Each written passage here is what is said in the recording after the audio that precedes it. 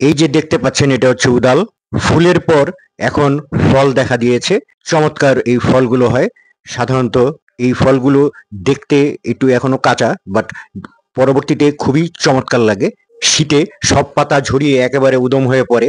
কাণ্ডের রং সাদাটে, পাতা একটু বড় ও খাঁজ কাটা।